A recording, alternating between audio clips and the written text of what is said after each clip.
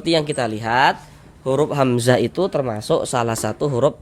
Nah, supaya nanti nyambung dan tidak bingung ketika kami jelaskan dulu cara. Di sini ada huruf nun bertasydid nih.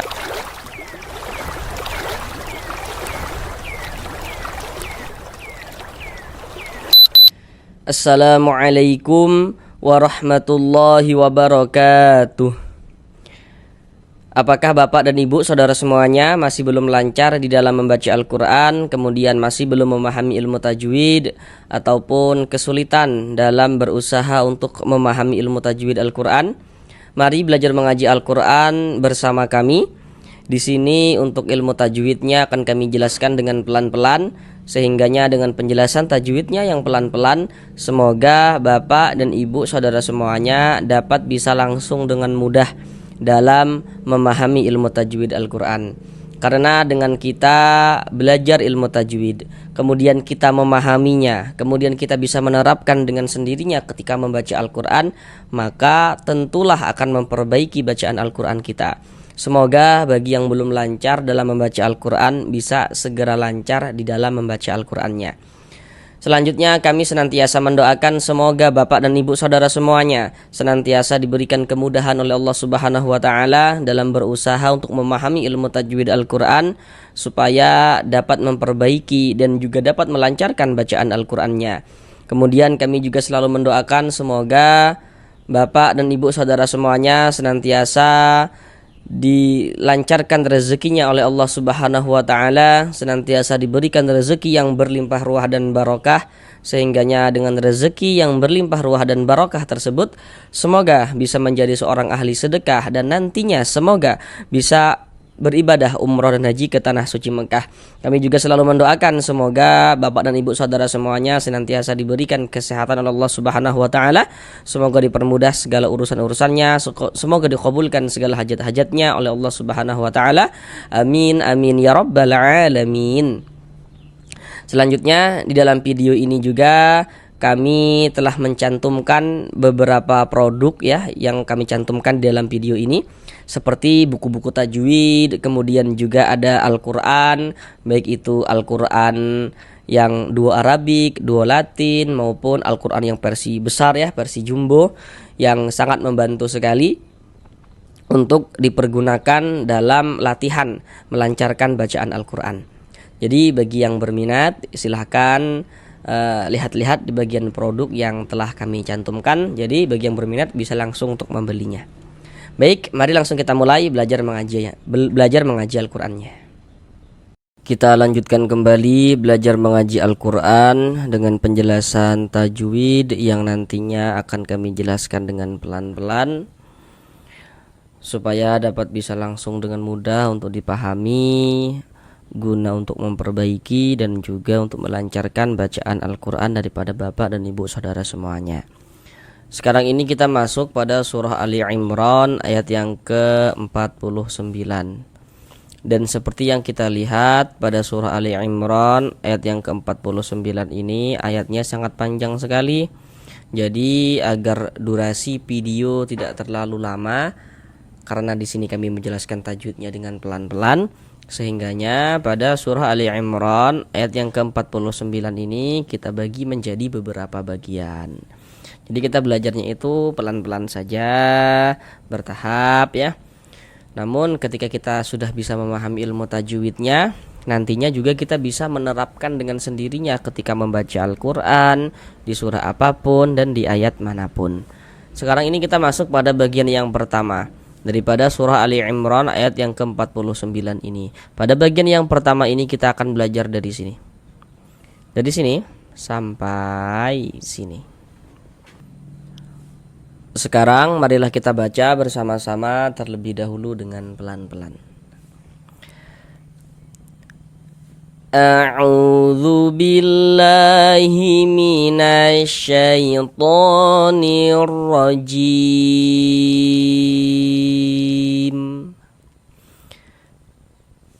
Bismillahirrahmanirrahim. wa rasulan ila bani Israila anni qad ji'tukum bi ayatin mir rabbikum. Sekarang mari kita pelajari tajwidnya dengan pelan-pelan. Yang pertama di sini huruf ro memiliki harokat fathah. Ini baris miring di atas huruf ini namanya harokat fathah, atau biasanya itu disebut juga dengan baris fathah atau tanda baca fathah. Itu maksudnya sama saja, yakni fathah. Huruf ro memiliki harokat fathah, maka huruf ro ini dibaca tabkhim. Tabkhim itu tebal. Nah, jadi huruf ro-nya dibaca tebal, sehingganya pangkal lidah kita naik terangkat ke atas. Kita tebalkan huruf ro-nya. Wa rasulan, su dibaca panjang. Kenapa kok su ini dibaca panjang? Perhatikan media gambar di layar. Di situ ada bacaannya rumus mad tabi'i atau mad asli. Jadi mad tabi'i itu atau mad asli itu memiliki 3 huruf mad. Jadi huruf-huruf mad itu apa saja begitu. Seperti yang kita lihat pada gambar tersebut, pada media gambar tersebut yang warna-warna hitam itu. Rumus 1 warna hitam, rumus 2 warna hitam, rumus 3 warna hitam. Nah, itulah yang disebut dengan huruf-huruf mad itu. Nah, kami terangkan semuanya. Yang nomor 1, rumus 1 yang warna hitam, huruf ya sukun, sebelumnya ada harokat kasroh ya, atau baris kasroh. Jadi kalau ada huruf ya sukun, sebelum ya sukun ada harokat kasroh, maka huruf yang memiliki harokat kasroh dibaca panjang. Rumus 2 yang warna hitam, huruf waw sukun atau huruf waw mati, sebelumnya harokat dhammah. Jadi kalau ada huruf waw sukun sebelumnya harokat dhammah, maka huruf yang memiliki harokat dhammah dibaca panjang. Rumus 3 warna hitam, huruf alif sebelumnya harokat fathah atau baris fathah. Jadi kalau ada alif sebelumnya ada harokat fathah, maka huruf yang memiliki harokat fathahnya dibaca panjang. Di dalam Al-Quran itu huruf-huruf mad nantinya bisa ditulis dalam bentuk seperti yang warna-warna hitam itu, yang artinya huruf madnya itu dari segi tulisan dia ada, kelihatan, dapat kita lihat seperti itu. Kemudian untuk menunjukkan tanda panjang, huruf-huruf mad itu nantinya bisa juga tidak ditulis dalam bentuk seperti yang warna-warna hitam itu, namun huruf madnya itu dikira-kirakan, diganti dalam bentuk tanda-tanda panjang seperti yang warna-warna biru itu. Jadi pada dasarnya yang warna-warna biru itu adalah yang warna hitam. Jadi yang warna-warna biru itu jelmaan daripada yang warna hitam, seperti itu. Sedangkan su ini dibaca panjang, penjelasannya itu terletak di rumus 2 yang warna hitam. Pada rumus 2 warna hitam, cara kita memahaminya yakni kalau kita membaca Al-Quran, bertemu kita dengan huruf waw sukun. Huruf sukun atau huruf mati itu maksudnya sama saja. Huruf waw sukun, sebelum waw sukun ada harokat dhammah, ada baris dhammah.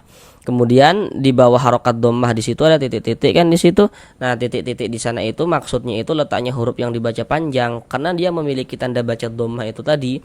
Jadi, cara kita memahaminya dari awal, kalau kita membaca Al-Quran bertemu dengan huruf waw sukun, sebelum waw sukun ada huruf yang memiliki harokat dhammah, ada huruf yang memiliki baris dhammah, maka huruf yang memiliki harokat dhammah tersebut dibaca panjang. Contoh di dalam bacaan Al-Quran itu seperti ini. Di sini ada huruf waw, ada tanda sukun. Sebelum waw sukun ada ini nih, ada harokat dhammah nih ya. Nah, maka huruf yang memiliki harokat dhammahnya ini dibaca panjang, sehingganya su kita baca panjang. Mad tabi'i panjangnya 2 harokat sesuai rumus 2 yang warna hitam. Wa rasulan ila, di sini ada tanwin, setelahnya adalah hamzah. Jadi bagi yang belum tahu, kalau ada alif tapi huruf alifnya itu memiliki tanda baca nih, memiliki baris, memiliki harokat. Huruf alif itu kalau dia ada barisnya ya, ada tanda bacanya, maka itu bukan huruf alif tapi huruf hamzah. Jadi huruf hamzah itu bisa ditulis dalam bentuk seperti ini, bisa juga ditulis dalam bentuk seperti ini ya. Makanya ini tanwin setelahnya huruf hamzah. Namun sebelum itu perhatikan dulu media gambar di samping. Di situ ada bacaannya, di situ ya ada nun sukun, kemudian di situ ada tanwin, dan kita lihat tanda baca tanwin di situ bentuknya ada 3 tuh, nomor 1, nomor 2, nomor 3. Jadi begini, kalau kita membaca Al-Qur'an, setiap kita bertemu dengan huruf nun sukun atau setiap kita bertemu dengan salah satu baris tanwin, salah satu harokat tanwin atau tanda baca tanwin, dan seperti yang kita lihat bahwasanya tanda baca tanwin itu bentuknya ada 3. Yang nomor 1 itu ada baris 2 di atas huruf, itu nanti letaknya itu namanya adalah fathatain. Nanti ada baris 2 di bawah huruf letaknya, namanya kasrotain. Kemudian yang satunya lagi dhammatain. Nah, pasti di sini Bapak Ibu sudah tahu semuanya ya, kami sekedar mengingatkan saja kembali. Jadi kalau kita membaca Al-Qur'an setiap, nah ingat ya kalimatnya tuh setiap kita bertemu dengan huruf nun sukun atau setiap kita bertemu dengan salah satu tanda baca tanwin, maka di situ akan terjadi hukum tajwid dengan kita memperhatikan huruf setelahnya. Jadi di mana ada nun sukun atau di mana ada salah satu tanda baca tanwin, di situ terjadi hukum tajwid dengan kita memperhatikan huruf setelahnya. Jadi nun sukun atau tanwinnya itu bertemu dengan huruf apa, seperti itu. Contoh kayak gini. Di sini kita bertemu dengan salah satu tanda baca tanwin dari yang 3 tadi, yakni baris 2 di atas huruf fathatain. Berarti terjadi hukum tajwid. Untuk menentukan hukum tajwidnya perhatikan huruf setelahnya. Tanwin di sini setelahnya adalah hamzah. Nah, huruf hamzah ini huruf apa? Ini yang harus kita ketahui seperti itu. Seperti yang kita lihat, huruf hamzah itu termasuk salah satu huruf izhar halqi. Jadi, supaya kita bisa menguasai hukum bacaan izhar halqi, maka kita harus menghafal huruf-hurufnya. Nah, jadi kalau ada nun sukun atau tanwin bertemu dengan salah satu daripada 6 huruf yang di samping itu, maka hukumnya adalah izhar halqi. Cara membaca izhar halqi yakni dibaca jelas. Yang dibaca jelas itu apanya? Bunyi nun sukun dan juga bunyi tanwinnya itu dibaca jelas. Kemudian tidak didengungkan, tidak digunahkan, sehingganya kita baca pendek saja. Nah, di sini yang kita temui tanwin, bunyi tanwinnya kita baca jelas. Lan ila, kemudian pendek. Lan ila, pendek gitu. Jangan dibaca lan ila, jangan dipanjangkan gitu, jangan, salah, pendek saja. Lan ila, begitu. La dibaca panjang, la dibaca panjang. Sekarang perhatikan media gambar di samping. Sekarang perhatikan rumus 3.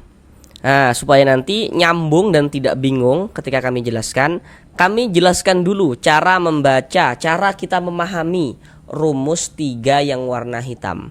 Di rumus 3 yang warna hitam, di situ dapat kita lihat ada alif.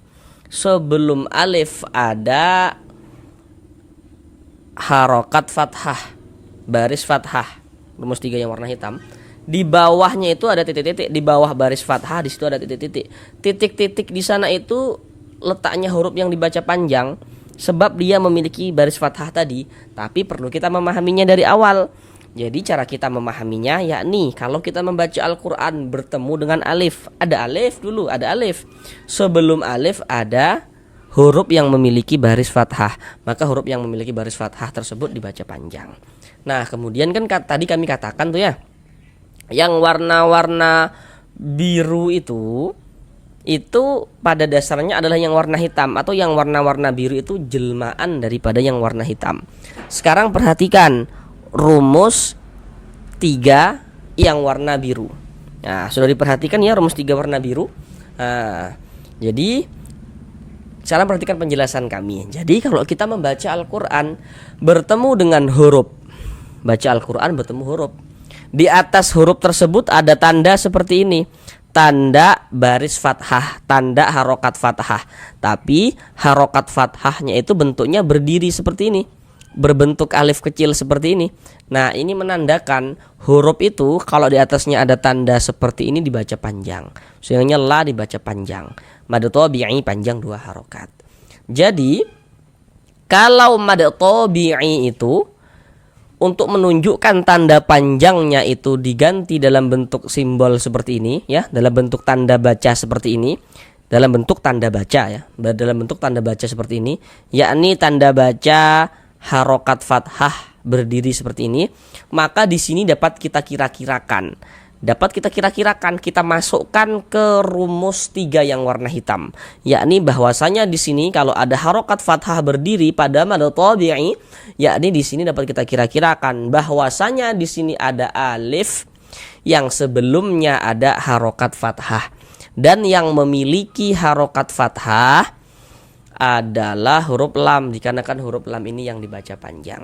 Kalau misalkan masih bingung, sekarang perhatikan media gambar yang di sampingnya lagi itu. Nah, di media gambar yang kami tampilkan di samping itu, di situ kan ada Al-Quran yang di atasnya tuh tulisan Arab yang disambung. Kemudian di bawahnya itu ada tulisan Arab yang tidak disambung tuh, nah, ya, huruf Arab yang tidak disambung. Nah, coba perhatikan di bawah la ini ya, di bawah la pada media gambar itu, di bawah ila, di bawahnya itu dapat kita lihat di situ ya, di media gambar yang kami tampilkan yang tulisan Al-Quran itu. Nah, di situ di bawah ila dapat dilihat kan di situ bahwasanya di situ ada alif yang sebelumnya ada harokat fathah, dan huruf yang memiliki harokat fathahnya adalah huruf lam, karena huruf lam tadi yang dibaca panjang seperti itu. Nah, pada intinya kita sudah tahu lah gitu kan, kalau huruf di atasnya ada tanda harokat fathah berdiri seperti ini dibaca panjang begitu. La dibaca panjang, mad tabi'i panjangnya 2 harokat. Nah, pahami dulu yang mudah-mudah gitu. Ila bani, ni dibaca panjang. Kenapa kok ni dibaca panjang begitu? Ini namanya adalah mad jaiz munfasil. Namun pada awalnya namanya adalah mad tabi'i. Kenapa kok dari mad tabi'i bisa berubah menjadi mad jaiz munfasil seperti itu? Sekarang perhatikan media gambar di samping, perhatikan rumus 1 yang warna hitam. Cara kita memahami rumus 1 yang warna hitam. Di situ kan dapat kita lihat itu, di rumus 1 warna hitam ada huruf ya sukun atau huruf ya mati. Huruf ya sukun, sebelum ya sukun di situ ada baris kasroh atau tanda baca kasroh. Kemudian di atas tanda baca kasroh di situ ada titik-titik di situ.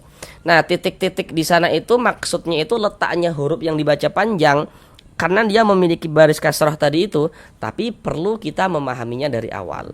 Jadi kalau kita pahami dari awal, cara kita memahami rumus 1 yang warna hitam, yakni kalau kita membaca Al-Quran apabila bertemu dengan huruf ya sukun, sebelum ya sukun ada huruf yang memiliki baris kasroh, ada huruf yang memiliki harokat kasroh, maka huruf yang memiliki harokat kasroh tersebut dibaca panjang seperti itu. Nah, contoh dalam bacaan Al-Quran seperti ini.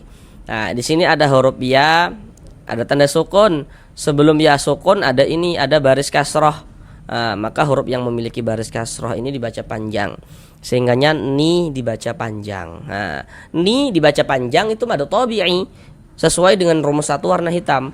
Kemudian mad tabi'inya bertemu dengan huruf hamzah. Ini ya huruf hamzah ya.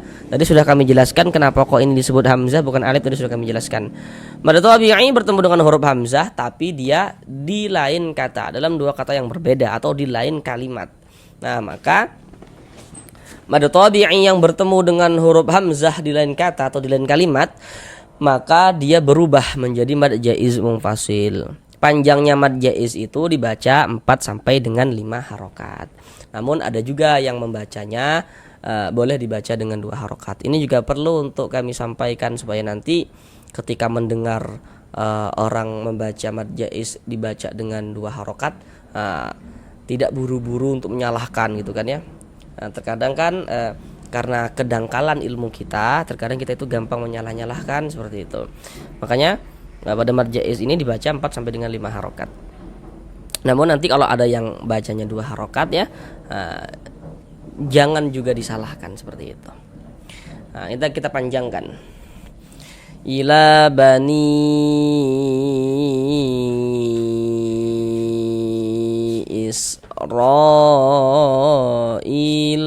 Di sini huruf ra memiliki harokat fathah ya, atau baris fathah. Maka huruf ra dibaca apa tadi? Dibaca tafkhim, dibaca tebal. Kemudian ra dibaca panjang. Nah, ini namanya mad wajib muttasil. Mad wajib muttasil. Namun pada awalnya namanya mad tabi'i. Nah, kenapa pula ini? Kenapa pula dari mad tabi'i menjadi mad wajib seperti itu? Sekarang perhatikan media gambar di samping. Nah, perhatikan rumus 3 yang warna hitam. Untuk rumus 3 warna hitam tadi sudah kami jelaskan ya, cara kita memahami rumus 3 yang warna hitam. Nah, jadi langsung saja kami jelaskan di sini kenapa ra dibaca panjang. Karena tadi cara memahami rumusnya sudah kami jelaskan tadi. Nah, sudah kami jelaskan 2 kali bahkan gitu. Kenapa kok ra dibaca panjang? Karena di sini ada alif. Alif nih. Sebelum alif ada ini, ada baris fathah, ada harokat fathah nih. Hasilnya kalau ada alif sebelumnya ada harokat fathah, maka huruf yang memiliki harokat fathahnya dibaca panjang. Hasilnya ra dibaca panjang sesuai dengan rumus 3 yang warna hitam. Nah, kemudian mad tabi'inya itu bertemu dengan ini, dengan huruf hamzah, tapi dalam satu kata atau dalam satu kalimat. Nah, jadi mad tabi'i yang bertemu dengan huruf hamzah ya dalam satu kata atau dalam satu kalimat, maka dia berubah menjadi mad wajib muttasil. Mad wajib muttasil itu panjangnya dibaca dengan panjang 4 sampai dengan 5 harokat begitu. Loh, apa bedanya dengan mad jaiz tadi gitu kan? Tadi mad jaiz juga dibaca 4 sampai dengan 5 harokat. Kalau mad jaiz itu ada yang membacanya dengan 2 harokat, tapi kalau mad wajib tidak boleh dibaca dengan 2 harokat. Mad wajib itu wajib dibaca minimalnya panjangnya 4 harokat ya, 4 sampai dengan 5 harokat seperti itu. Israil, il dibaca panjang. Nah, ini namanya mad badal, mad badal. Nah, ini pada dasarnya ya, penjelasannya itu sama dengan ini tadi, sama dengan ni tadi ini. Kenapa kok ni dibaca panjang? Sama dengan i. Kenapa kok i dibaca panjang begitu? Karena di sini ada huruf ya sukun, ada huruf ya, ada tanda sukun. Sebelum ya sukun di sini ada harokat kasroh. Nah, sehingga huruf yang memiliki harokat kasroh ini dibaca panjang, maksudnya i dibaca panjang. Nah, tapi ini namanya mad badal. Kenapa kok dinamakan mad badal ini gitu kan? Bukan mad tabi'i. Kenapa kok jadi mad badal? Karena ini yang dipanjangkan itu adalah huruf hamzah. Jadi kalau ada huruf hamzah dibaca panjang sebab dia itu memiliki tanda panjang. Jadi huruf hamzahnya itu mendahului daripadanya huruf mad, atau huruf mad sebelumnya adalah hamzah. Ini kan huruf mad nih. Tadi kan huruf mad itu ada 3 tadi itu ya. Nah, yang seperti rumus 1, rumus 2, rumus 3 yang pada mad tabi'i tadi itu huruf mad itu. Ini kan huruf mad nih. Ada huruf ya sukun, ada huruf ya, ada tanda sukun. Sebelum ya sukun ada baris kasroh. Nah, itu huruf mad. Tapi huruf yang memiliki baris kasrohnya ini hamzah. Nah, maka dia terjadi mad badal. Jadi mad badal itu terjadi hanya pada huruf hamzah yang dibaca panjang saja. Nah, tidak pada huruf yang lain begitu. Jadi kalau ada huruf mad yang sebelumnya hamzah, maka itu adalah mad badal. Ini mad badal panjangnya 2 harokat, sama dengan mad tabi'i seperti itu. Panjangnya 2 harokat juga. Israila anni. Di sini ada tanda waqaf, bentuknya itu lam alif. Ini namanya adalah waqaf mamnu'. Jadi maknanya itu wakaf yang terlarang. Jadi maksudnya itu dilarang untuk berwakaf. Jadi kalau menemukan tanda wakaf seperti ini ya, wakaf mamnu seperti ini, maka kita jangan berwakaf. Nah, jangan berwakaf, jangan berhenti di tanda wakaf seperti ini. Kecuali nanti kalau tanda wakafnya itu dia terletak di akhir ayat, maka tidak apa-apa. Tapi kalau misalnya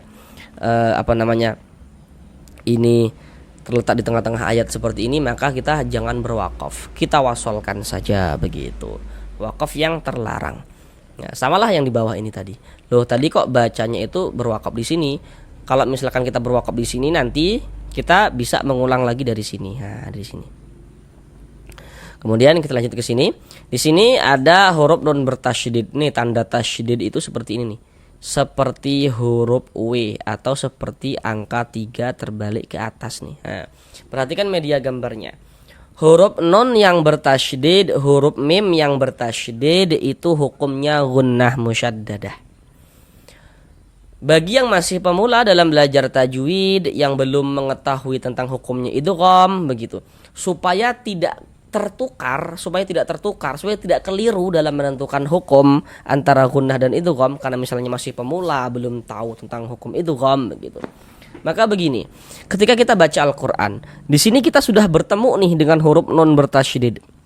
Tapi kita di sisi lain belum tahu tentang hukum idgham begitu, supaya tidak keliru seperti ini. Nah, kalau ada huruf nun bertasydid, kita lihat sebelah sininya nih. Ini nun bertasydid nih, atau mim bertasydid. Di sini yang kita temui nun bertasydid. Di sini ada nun bertasydid. Sebelah sininya ini nggak ada di sini nun sukun, nggak ada di sini tanwin. Nah, maka berarti huruf nun yang bertasydidnya ini hukumnya adalah gunnah musyaddadah. Karena nanti kalau misalnya ada huruf nun, ada tanda tasydidnya, tapi sebelah sininya ini misalnya kemasukan nun sukun atau tanwin, nanti dia hukumnya menjadi idgham bi gunnah, bukan gunnah musyaddadah seperti itu. Sedangkan ini kan ada huruf nun bertasydid, tapi sebelah sininya nggak ada nun sukun di sini, nggak ada juga tanwin di sini, maka ini berarti hukumnya adalah gunnah musyaddadah. Karena dia gunnah, maka cara membacanya kita gunnahkan. Anni seperti itu. An, di bagian annya itu suaranya itu kita tahan ya, kita panjangkan sejenak. Anni seperti itu.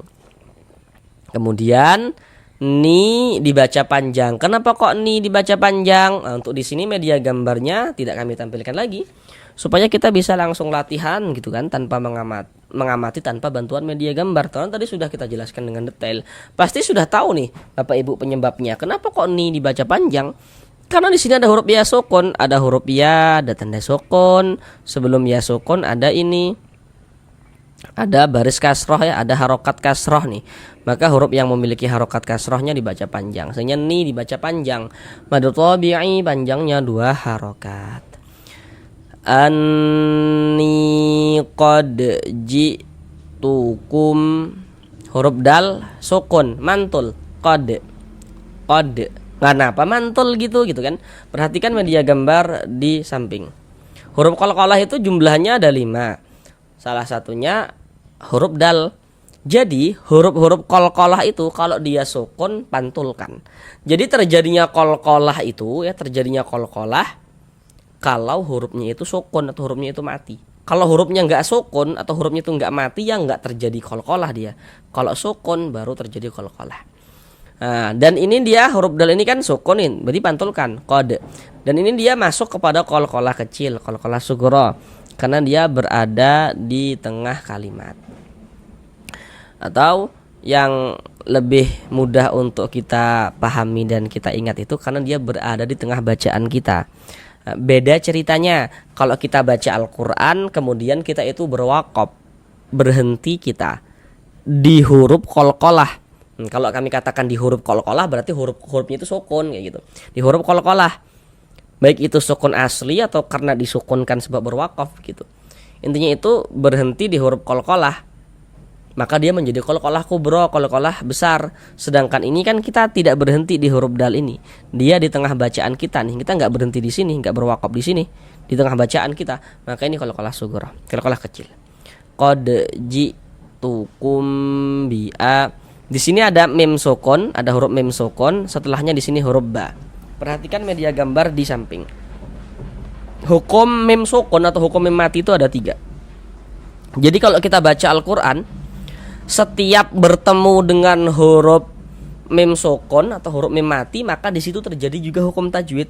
Di mana ada mim sukun atau di mana ada mim mati, di situ terjadi hukum tajwid. Dengan kita memperhatikan huruf setelahnya. Cuman hukum mim sukun itu dia lebih ringkas. Cuman ada 3 bentuk hukum. Dengan kita menguasai media gambar itu, kita sudah menguasai keseluruhan hukum mim sukun. Kami jelaskan semuanya. Nomor 1, kalau mim sukun bertemu dengan huruf ba, hukumnya ikhfa syafawi. Nomor 2, mim sukun bertemu dengan huruf mim, hukumnya idgham mimi. Nomor 3, nomor 3 itu ada bacaannya izhar syafawi, yakni kalau ada mim sukun tidak bertemu dia dengan huruf ba, atau mim sukunnya tidak bertemu dengan huruf mim, maka hukumnya izhar syafawi. Sedangkan ini yang kita temui di sini mim sukun setelahnya di sini huruf ba. Mim sukun setelahnya huruf ba. Maka berarti ini hukumnya adalah ikhfa syafawi. Nah, maka ini kita dengungkan. Kita baca kumbi'a seperti itu. A dibaca panjang. Nah, pasti di sini Bapak Ibu sudah tahu ini nama madnya itu apa. Nama madnya itu apa? Pasti di sini Bapak Ibu sudah tahu nama madnya itu apa. Kenapa kok A dibaca panjang? Nama madnya apa gitu. Ini kan huruf hamzah.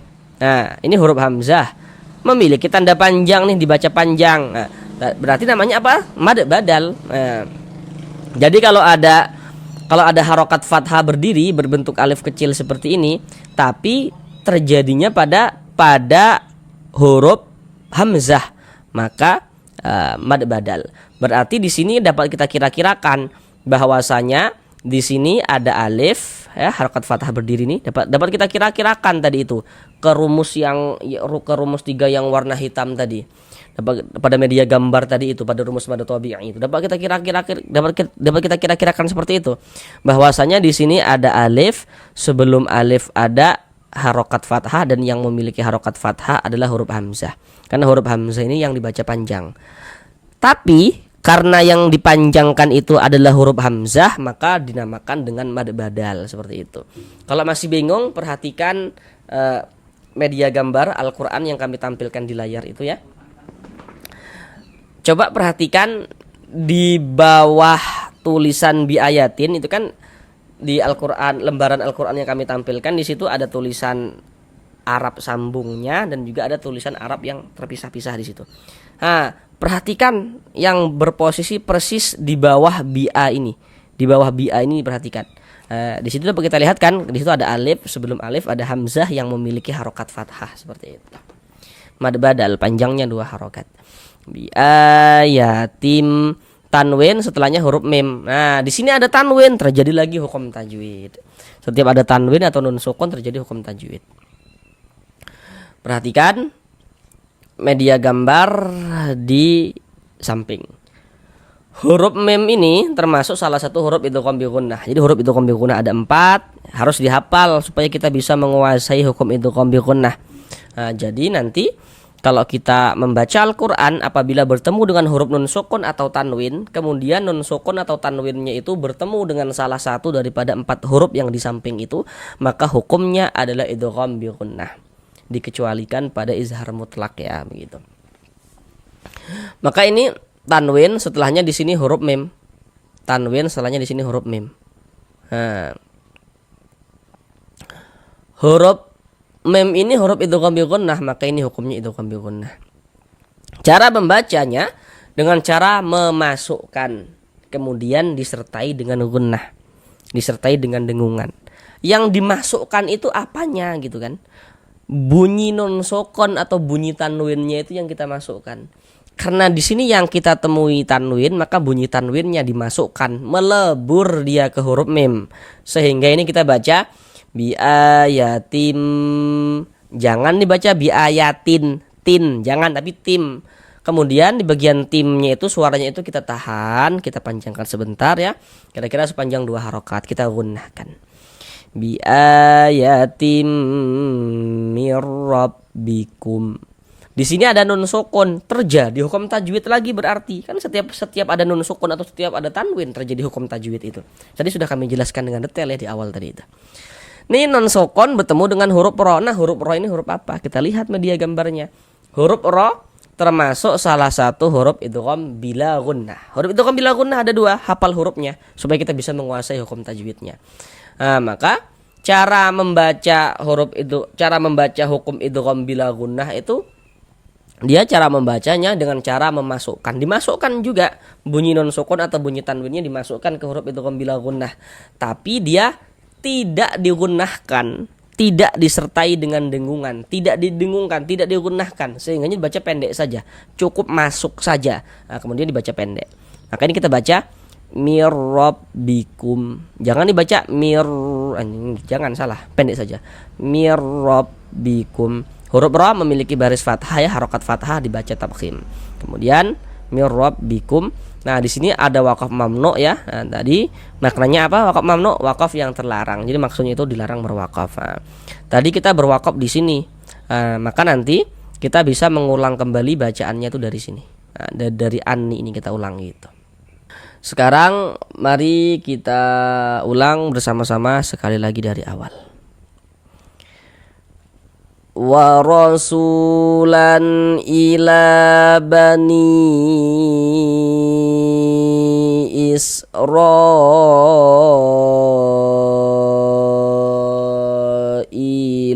anni qad ji'tukum bi ayatim mir rabbikum.